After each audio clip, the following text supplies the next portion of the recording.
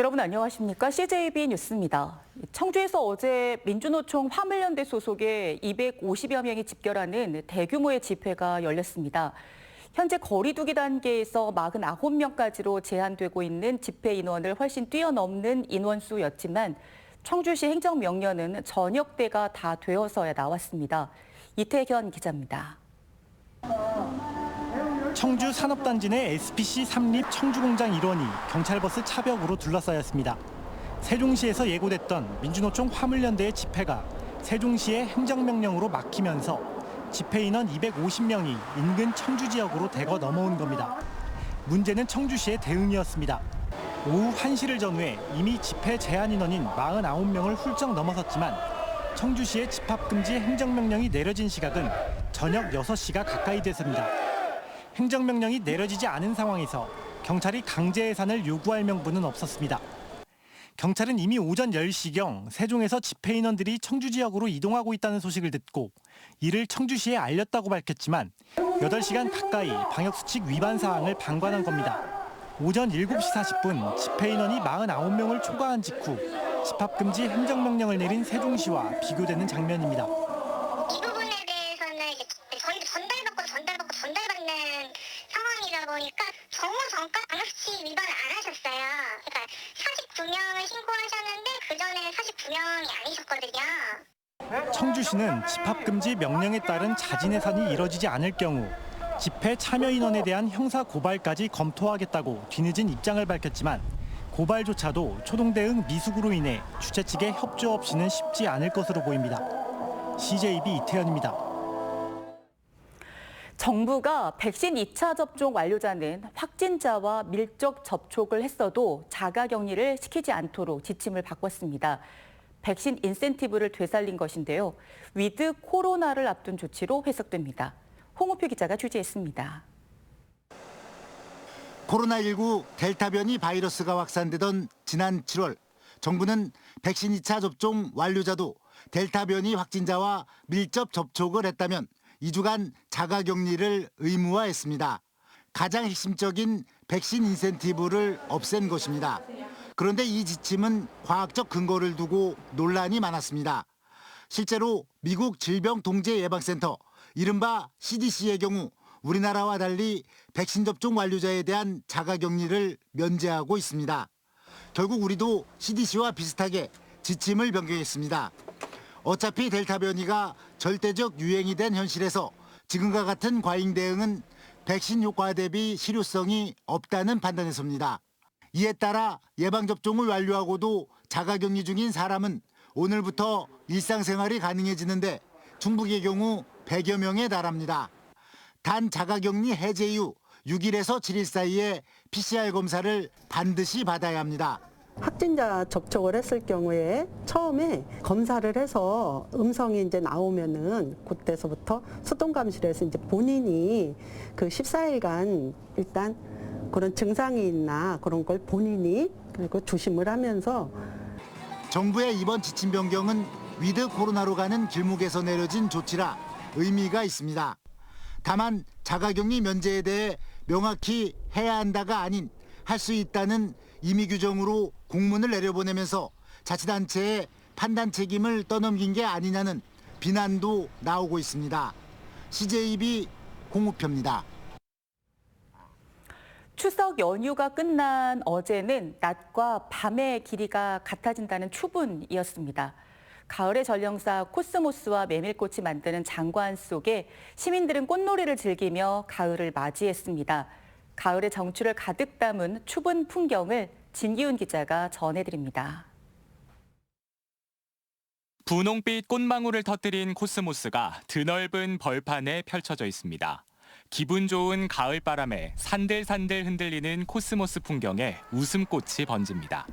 진천군 덕산읍 혁신도시 일원에 펼쳐진 코스모스 밭에선 시민들이 꽃을 배경으로 사진을 찍으며 가을 정취에 푹 빠졌습니다. 아이들이랑 나들이 삼아서 여기 코스모스 밭에 왔는데 날씨도 너무 좋고 바람도 불어서 코스모스가 더 이쁜 것 같습니다. 청주 가덕면 코스모스 길은 드라이브객들의 마음을 사로잡으며 지역의 명소가 됐습니다. 가을의 운치를 느껴보려는 사람들이 차에서 내려 추억 만들기에 여념이 없습니다. 이런 국도변에 꽃길을 참 많이 해놨었는데 지금은 보기가 참 어렵잖아요. 그래서 옛날 생각도 나고 그래서 너무 좋으네요. 이 가을 날씨랑 딱 어울리게. 가을의 또 다른 전령사 메밀꽃도 순백의 자태를 뽐내며 들판을 수놓습니다. 운치 있는 풍경 속에 예비 부부는 소중한 첫 시작을 아름답게 기록하고 날씨도 시원하고 꽃도 좀 다 이렇게 넓게 좀 퍼져 있는 것 같아서 촬영하기 딱 좋은 것 같습니다. 나들이객들도 기분 좋게 가을을 맞이합니다. 메밀꽃 밭 얘기만 들었는데 이렇게 어마어마하게 크고 이렇게 아름다울 줄은 몰랐어요. 가을의 시작을 알리는 절기인 추분과 함께 충북 지역 곳곳에선 꽃들의 향연이 펼쳐졌습니다. 다채로운 꽃들이 만들어내는 가을 장관 속에 충북은 다음 주 초까지 별다른 비 소식 없이 일교차 큰 날씨가 이어지겠습니다. CJB 진기훈입니다. 충북 서남권의 새 발전축으로 떠오른 미호천을 강으로 고쳐 부르자는 논의가 급물살을 타고 있습니다. 그런데 미호라는 이름은 일제가 만든 명칭이라며 차제에 동진강 등 다른 이름으로 고쳐야 한다는 주장이 새롭게 제기됐습니다. 구준의 기자입니다. 이시종 지사는 지난주 6,500억 원을 투입하는 미호강 프로젝트를 발표하면서 미호천 명칭을 미호강으로 바꿀 뜻을 내비쳤습니다. 정식으로 한번 하는 것은 별도로 한번 검토하도록 하겠습니다.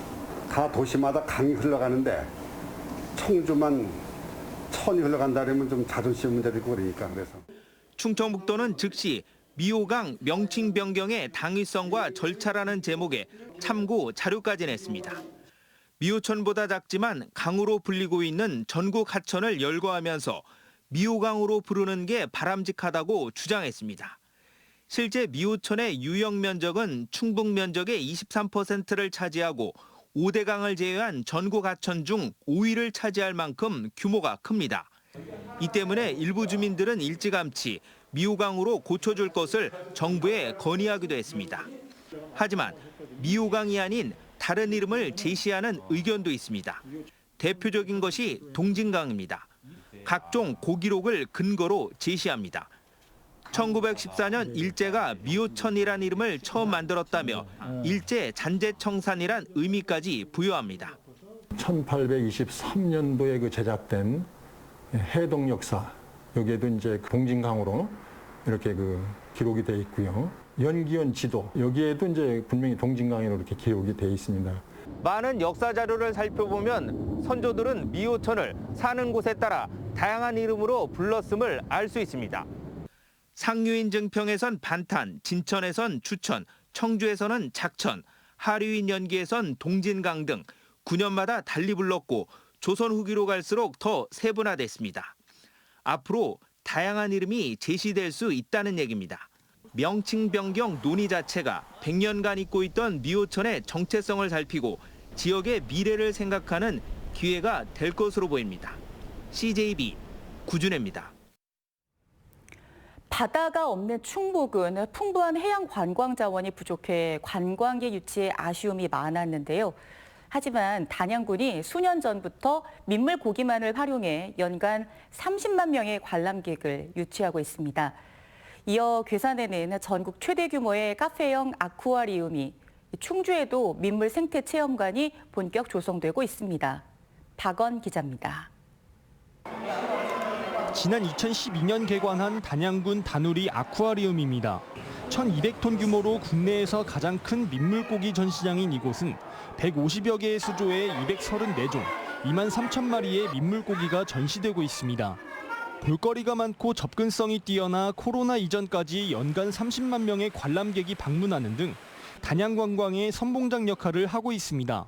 200여 종의 담수 어종만을 전시를 하고 있는 곳으로 타 지역에 있는 해수 위주의 아쿠아리움과는 분명히 차별성이 있기 때문에 이처럼 민물고기를 활용한 관광객 유치 움직임이 괴산과 충주 지역에서도 이어지고 있습니다. 충청북도 내수면 산업연구소와 괴산군은 수산식품 산업 거점 단지 부지에 전국 최대 규모의 카페형 아쿠아리움을 추진하고 있습니다. 총 사업비 100억 원을 들여 민물고기 전시장과 카페, 작은 도서관 등을 만들어 단지 활성화와 함께 지역 경제도 살린다는 구상입니다. 내년 3월까지 실시 설계를 끝마친 뒤에 23년 10월에 준공을 목표로 하고 있습니다. 충주시는 세계무술공원에 민물생태체험관을 조성해 오는 2023년 3월부터 본격 운영할 계획입니다. 사업비 102억 원을 투입해 생태체험 시설을 만든 뒤 인근 라바랜드와 능암늪지 등과 연계해 충주 대표 관광단지로 도모한다는 방침입니다. 그런 시설들하고 연계해서 같이 활용을 하면 큰 관광 자원으로 자리 잡을 수 있을 거라고 기대하고 있습니다.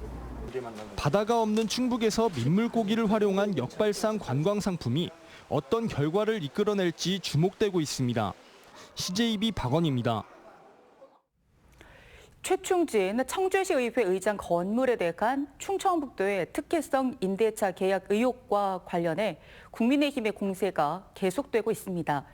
국민의힘 충북도당은 어제 성명을 통해 충청북도는 구차한 변명이라도 했지만 정작 계약 당사자이자 특혜 의혹을 받고 있는 최충진 의장은 침묵으로 일관하고 있다며 본인의 직접 해명을 요구했습니다. 또 과거의 계약 조건이나 현재 카페로 운영되고 있는 1층의 계약 조건을 제시하면 간단히 해결될 문제라며 침묵으로 일관하는 것을 납득할 수 없다고 밝혔습니다. 검찰의 충청북도 교육청 압수수색과 관련해 충북교총이 보도자료를 통해 김병우 교육감이 위기 상황을 인식하고 진실성 있는 사과와 함께 책임감 있는 모습을 보여줘야 한다고 주장했습니다. 교총은 납품비리 의혹에 교육감의 측근이 포함된 것으로 알려졌다며 결자 해지를 통해 교육 정상화에 노력해달라고 덧붙였습니다. 한편 김 교육감은 지난주 간부회의 시간을 통해 자신은 결백하다는 심경을 내비쳤습니다. 정의당 충북도당은 2030년까지 달성할 온실가스 감축 목표를 수립하고 기후위기 대응위원회와 실무지원단을 구성할 것을 충청북도에 요구했습니다. 정의당 충북도당은 지구온도 1.5도씨 상승 시점이 10년 앞당겨질 만큼 문제가 심각한데도 충북의 행정은 거북이 걸음이라며 당원들과 함께 충북 기후위기 비상행동에 나설 것이라고 밝혔습니다. 충청북도가 오는 11월 9일부터 2주간 실시하는 행정사무감사를 앞두고 도민 제보를 받습니다. 제보 내용은 도정 또는 교육행정의 부당한 사항, 주요 시책과 사업의 개선 또는 건의 사항, 도민 불편 또는 예산 낭비 사례 등입니다. 제보는 오늘부터 다음 달 23일까지 도의회 인터넷 홈페이지 도민 제보방이나 팩스, 우편으로 접수할 수 있습니다. 청주시가 오는 2023년 7월 시행을 목표로 시내버스 노선을 전면 개편합니다. 현내 시내버스 노선이 오송, 오창, 동남지구 등 신규 개발 지역의 인구 이동을 제대로 반영하지 못한 데 따른 것으로 시는 내년 말까지 용역을 진행한 뒤 주민 의견을 수렴해 결정한다는 계획입니다. 청주시 명암동에 위치한 청주동물원이 오는 2027년까지 상당구 낭성면 관정리로 확장 이전합니다. 청주시는 742억 원을 들여 낭성면 일대 29만 4천여 제곱미터의 청주동물원 시설을 이전하고 국내 멸종위기 동물 보건촌과 희귀동물, 가상동물원 등을 조성할 계획입니다.